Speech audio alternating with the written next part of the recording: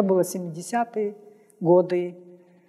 Училась в школе, в 8 классе.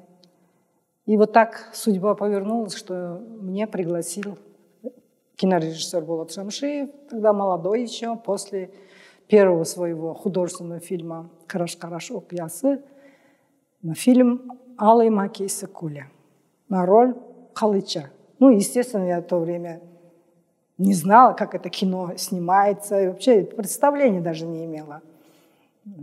Было, конечно, другие планы моих родителей, у меня.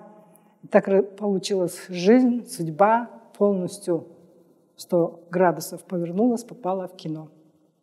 Вот первая моя роль, решающей, оказался фильм «Алый макейсы куля», где на кинофестивале, тоже много было уже сказано, получила я за лучший дебют в этом фильме, в этом фестивале. Тогда для меня это было... Еще я не понимала, что за приз, какой-то приз мне дали. Потом выяснилось... Знаете, вот всесоюзный кинофестиваль, это значит, с 15 республик привозили каждый свои фильмы. И в каком-то фильме обязательно был дебютантка, которая впервые играла. И был из казахфильма «Кыз жібек». Актриса, которая «Кыз жібек» играла, она выпускница театрального училища Ташкента. Другая узбекская актриса, тоже в фильме «Драма», Аида Юнусова, тоже это ее первый дебют был. Но у них были главные роли. Мне эти фильмы так нравились, особенно «Кыз жібек», я там плакала. И актриса мне страшно нравилась, красавица. И для меня вдруг это было, как это? У меня «Алый маки» не главная роль, это как бы второстепенная роль. И вдруг жюри решило мне дать. Поэтому, конечно, это было очень для меня, когда объяснили, очень важно, тем более еще из рук тогда председатель жюри был Сергей Бондарчук, знаменитый режиссер, и когда он мне вручал и говорит: «Айтурган, кино может сняться любой, один раз, а чтобы остаться на постоянно, не все. Вот добро пожаловать тебе в мир кино». Потом, конечно, жизнь сложилась, что Шамшиевым мы поженились, и он начал каждый свой сценарий обязательно в своем фильме меня снимать.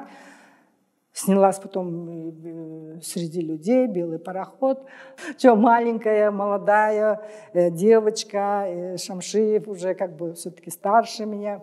Он всегда, каждый у нас вечером репетиция, он объяснял. Я же тогда не говорила по-русски, у меня язык был чисто кыргызский, я в кыргызской школе училась. По-русски я не то, что говорить, я не понимала. Мне сценарий Темир Душикеев, второй режиссер у нас был такой, рахмат.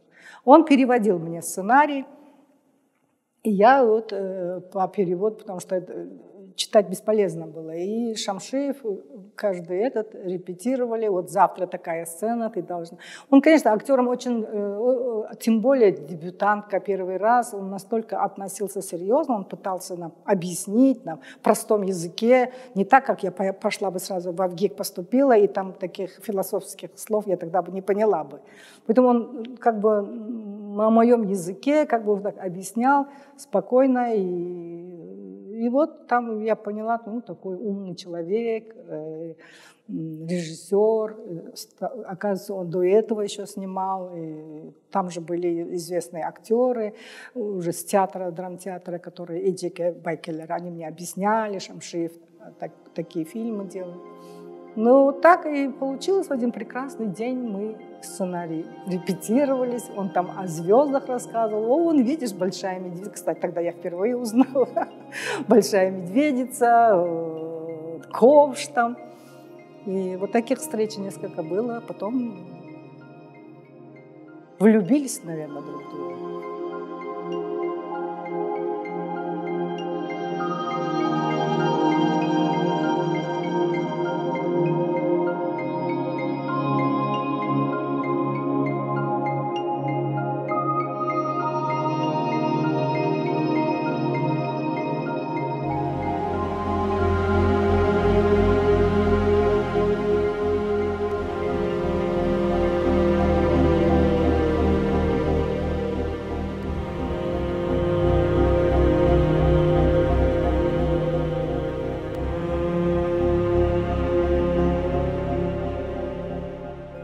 Во-первых, мы приехали с фильмом «Волчья яма» на премьеру в Казахстан. Раньше же у нас так же было. Друг к другу гости приходили премьеру делать. Казахи у нас, мы у них. Мы приехали в «Волчью яму» премьеру в кинотеатре. Потом на следующий день, говорит, вот попросил товарищ Кунаев фильм «Волчью яму» посмотреть. И забрали. После обеда нам звонит зав. Отделом культуры Чай Жунусов, я даже фамилию его запомнила до сих пор. Звонит, говорит, вот мы вас вызываем в Белый дом. Правительство. Пришли, он сидит, говорит, вот товарищ Кунаев, очень понравился фильм. И знаете, такой интересно, говорит, мы сидим, и он говорит, угадайте, на кого эта актриса похожа? А мы все там, говорят, ну как на кого? Такой вопрос, говорит, мы там этот самый... Кто так сказал? Одри Хопберн. Хотя этот, оказывается, сказал, а кто это такой Одри Хопберн? Он сам не знает. Он говорит, кто-то еще что-то. Потом говорит, ну как вы не угадаете? И вытаскивает портрет Алии, говорит, вот на кого похоже. И все, действительно. Вот этот портрет, потом же Чай Жунусов нам этот портрет показал. И я тоже так смотрю. А когда я успела в военной форме фотографировать, удивилась, Булат сразу узнал. Правда, Булат сказал, это пулеметчица, но это оказалась Алия Молдоголова. Ну и вот первый секретарь, оказывается, сказал, у них был готов какой-то сценарий, хотели снимать фильм к юбилею или про Алию Молдоголову, не знали определиться, какому режиссеру дать. Ну и он, оказывается, сказал, вот дайте Шамшиеву, тем более актриса, а еще похожую, где вы найдете? Вот так меня и утвердили. Шамшиев, конечно, вначале отказался, сказал, это не моя тема военная, я вряд ли буду снимать и так далее. Подумаем, мы уехали, приехали в Кыргызстан. На следующий день Шамшиев вызывает тогда Умтул Орозу, наш заводил культуры. Вызывает и сказала, или партбилет на стол, как ты посмел отказаться, это партийный приказ об Алие Молдоголовой снять фильм. Ничего не знаю. Или партбилет. Ну, он сказал, ну что, тогда я полностью сценарий перепишу. Из всех моих фильмов, я считаю, очень сложно в физическом плане. Вот. О том, что как я сыграла, это пусть судит народ. В физическом плане я, конечно, очень мне тяжело было, что в конце получилось, что я 3 операции перенесла. Я все кишки простудила, потому что снимали-то в Беларуси зимой минус 40, летом плюс 40, и комары кусают тут, зимой мерзли, под своим телом встанешь от моего тела тепла, лужа вода была, и в этих валенках пришлось выливать воду.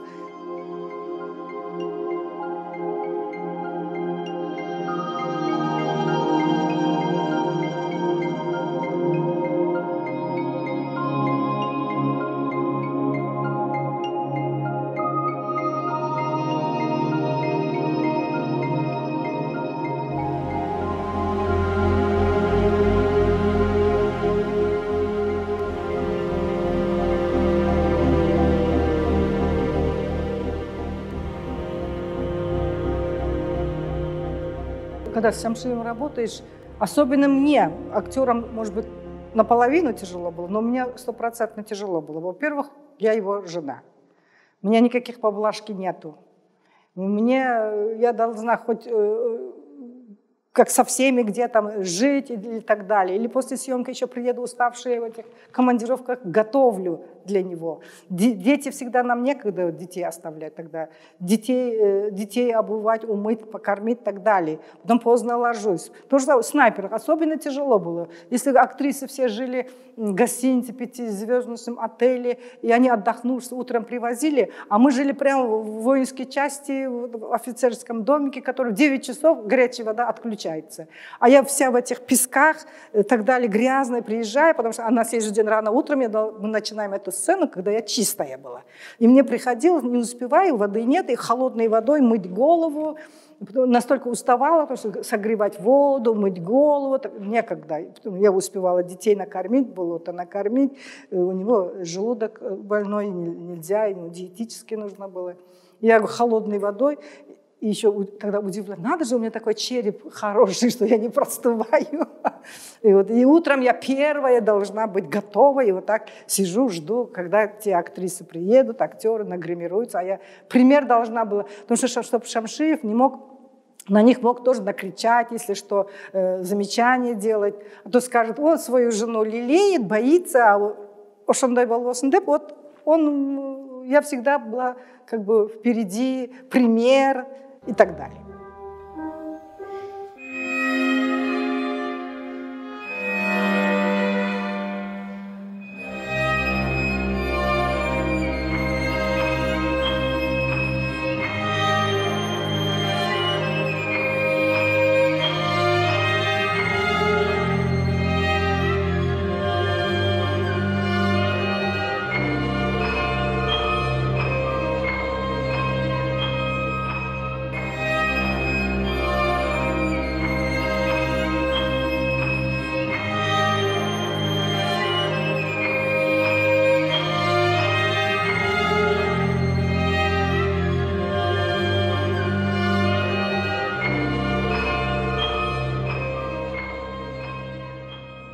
Геннадий Садырович, я ему очень благодарна, потому что он, если я там играла у Шамшиева совсем другие образы и так далее, такую-то лирическую или там красавицу, а Геннадий Садырович меня открыл, я думаю, драматическую актрису. Он мне такие роли давал, которые вообще неожиданно для меня, совсем разные и так далее. И мне с ним и легко было работать, и в то же время немножко я боялась, да, вдруг у меня не получится, что за роль, там, то она старая проститутка, то она какая-то алкашка и так далее, но мне эти сюжеты, с другой стороны, нравились, надо и это попробовать, что я все время правильное, надо и неправильное тоже попробовать. Для меня интересно было, и в этом отношении Геннадий Садырович очень благодарна, что он во мне раскрыл. Я как бы после его фильма я раскрылась. И если у Шамши вот как-то вот так в одной линии шла, а после Геннадия Садыровича я как бы раскрылась и уже чувствую, я любую роль могу играть уже, да, вот так я себя чувствовала. Я помню сцену, было случай, в каком же фильме у Геннадия Садыровича, он мне говорит, стихи Сусловой, не Сусловой, чьё-то, какой-то стих, говорит, выучи, ты завтра этот стих должна сказать. Я давай всю ночь учу этот стих, до утра, пережил, потому что как-то стихи, я вообще в этом плане до ноль. Я его выучила, приехала, Геннадий Садырович, вы по кусочкам будете снимать, я выучила. Он говорит, нет, говорит, это Суслова будет читать. Я говорю, как же вы мне сказали же, я всю ночь учила. Вот я хотела, чтобы ты хоть один раз стих выучила. Вот он, оказывается, мне вот так сказал, на съемках будешь говорить. Вот, и какой-то известного поэта стихи, говорит, выучи. Я всю ночь учила. Оказывается, он и не собирался, он просто хотел, чтобы я какой-то стих выучила.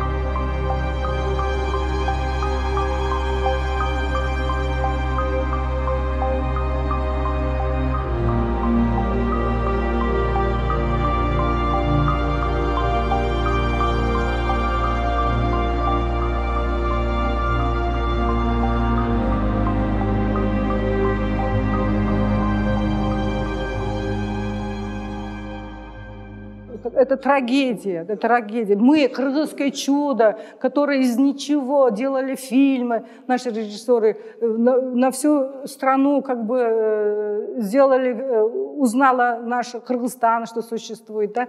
Столько сделала, а потом взять в один прекрасный день вот этот кинуть.